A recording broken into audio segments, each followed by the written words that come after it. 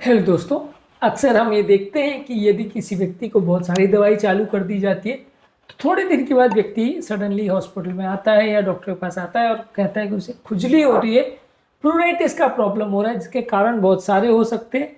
इस तरह के पेशेंट को कैसे मैनेज किया जाए, क्या इसके लिए जनरल गाइडलाइंस है? डॉक्टर के पास अगर उसे डायरेक्टली पता नहीं है कि इस पर्टिकुलर दवा से खुजली हो रही है तो क्या जनरल फॉलो करना चाहिए, क्या यूजफुल टिप्स हो सकते हैं इन खुजली के प्रॉब्लम्स को कम करने के लिए यदि किसी व्यक्ति को मेडिसिन रिलेटेड प्रॉब्लम हो रही है, तो इस बात पर आज बात करेंगे। आज का टॉपिक है management of drug induce प्लूराइटिस। Topic पर जाने से पहले जो लोग हमारे चैनल पर नए हैं उन्हें रिक्वेस्ट करूंगा कि चैनल को सब्सक्राइब करें, वीडियोस को लाइक करें, शेयर करें, फॉलो करें, कमेंट करें, पूरा देखें। टॉपिक इंपॉर्टेंट है इसलिए इसे अंत देखिएगा। चलिए शुरू करते हैं इंपॉर्टेंट वीडियो।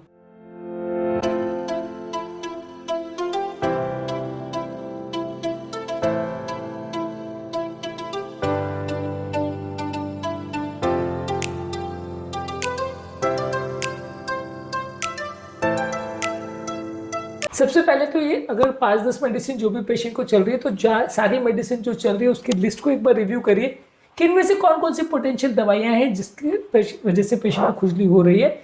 यदि कोई ऐसी पर्टिकुलर दवा है जिसको रिसेंटली आपने चेंज किया या डोज बढ़ाया, उसके बाद अगर किसी व्यक्ति को प्रॉब्लम हो रही है तो डेफिनेटली वो दवा कल्पिट हो सकती है। इसके अलावा हमने आपको एक अलग वीडियो में एक डिटेल लिस्ट दी है कि कौन कौन से दवाइयों से खुजली हो सकती है।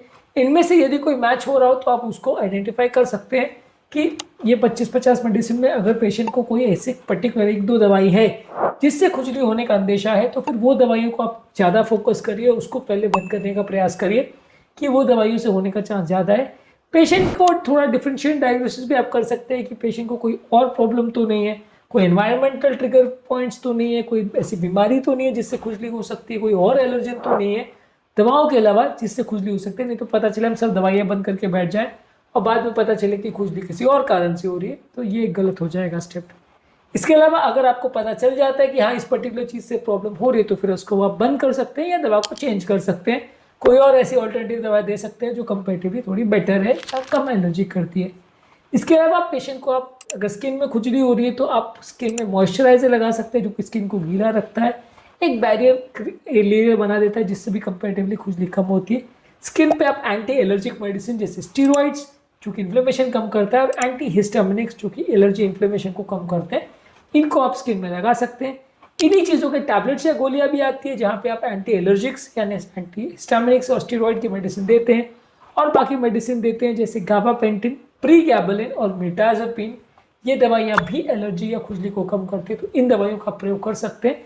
ये खुजली के प्रॉब्लम को कम करती है। कौन कौन सी मेडिसिन खुजली की प्रॉब्लम को कम करती है इस पर हमने एक अलग से वीडियो किया जो कि आप हमारे चैनल पर देख सकते हैं। इसके अलावा आप कुछ नॉन फार्माकोलॉजिकल चीजें प्रयोग कर सकते हैं, जैसे ओवरऑल आप शरीर को या स्किन को थोड़ा ठंडा रखेंगे तो थोड़ा खुजली का प्रॉब्लम कम होगा। जितना ज्यादा गर्मी होगी, जितना ज्यादा स्किन गर्म रहेगी, जितना गर्म पानी से आप स्नान करोगे वो सारी चीजें खुजली ज्यादा होगी, इनको आप अवॉइड करिए।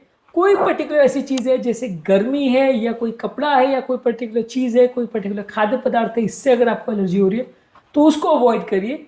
स्किन के लिए थोड़ा सा माइल्ड सोप है, माइल्ड मटेरियल का प्रयोग करिए जो कि स्किन पे हार्मफुल केमिकल्स ना हो, ज़्यादा एलर्जी ना करे। इसके अलावा थोड़ा सा ठंडे पानी से स्नान करिए, गर्म पानी से स्नान मत करिए। ये सारी चीज़ें उपयोगी हैं खुजली की प्रॉब्लम को कम करने के लिए। इसके अलावा जब आप दवाई बंद करते हो तो पेशेंट का मॉनिटरिंग को फॉलोअप करते हैं कि उसके बाद खुजली ठीक हो गई है या नहीं। कई बार आप दवाई को रीटेस्ट भी कर सकते हैं। कई बार किसी दवा से थोड़े टाइम तक प्रॉब्लम होती है, बाद में ठीक हो जाता है, तो आप रीटेस्ट भी कर सकते हैं यदि वो ज़रूरी दवा है तो। कई बार आप दवा का डोज कम करके देखते हैं कि भाई इससे खुजली कम हो रही है कि नहीं। अगर उससे खुजली कम हो जाती है, ठीक हो जाती है, तो आप दवा को कंटिन्यू रख सकते हैं अगर वो ज़रूरी दवा है तो, या उसका अगर कोई ऑप्शन अवेलेबल नहीं है तो। इसके अलावा आप पेशेंट को प्रॉपरली एजुकेट कर सकते हैं कि क्या क्या चीज़ें उसे करनी चाहिए, क्या नहीं करनी चाहिए, और अगर कोई दोबारा प्रॉब्लम हो तो उसमें क्या सिम्टम्स उसको ध्यान रखने की आवश्यकता है और कब डॉक्टर के पास आने की आवश्यकता है। खुजली के पेशेंट को डॉक्टर से कब मिलने की आवश्यकता है इस पर हमने ऑलरेडी डिटेल वीडियो किया है जो कि आप हमारे चैनल पर देख सकते हैं। ज़्यादातर अगर पेशेंट को फिर भी खुजली नहीं मैनेज हो रही है, दवा बंद करके भी देख लिया नहीं ठीक हो रहा है, या खासकर अगर पेशेंट को स्किन में रैशेज हो रहे हैं या सीवियर एलर्जी हो रही है या ब्लिस्टर्स वगैरह हो रहे हैं, स्वेलिंग हो रही है, स्किन लाल हो रही है, मैनेज नहीं हो पा रहा है, दवाइयों को भी रिस्पॉन्ड नहीं कर रहा है, तो फिर आपको स्किन के डॉक्टर या एलर्जी स्पेशलिस्ट डॉक्टर से कंसल्ट करने की आवश्यकता है। और उसमें मल्टीडिसिप्लिनरी अप्रोच की जरूरत है जहाँ पेशेंट का ट्रीटिंग डॉक्टर, उनका एलर्जी स्पेशलिस्ट, स्किन स्पेशलिस्ट और बाकी सारे बीमारियों के स्पेशलिस्ट उस मामले में मिलकर एक कॉमन अप्रोच करते हैं। अगर पेशेंट को लिवर किडनी वगैरह का फेलियर भी है तो उसके लिए अलग स्पेशलिस्ट होंगे। ये सारे लोग मिलकर प्रॉपर डिसीजन लेते हैं पेशेंट के फेवर में कि उनको क्या करने की आवश्यकता है और क्या चीज़ से फ़ायदा होगा, क्या चीज़ से नहीं होगा। ये सारी चीज़ें करते हैं और उसके हिसाब से पेशेंट का ट्रीटमेंट स्ट्रैटेजी डिसाइड होता है।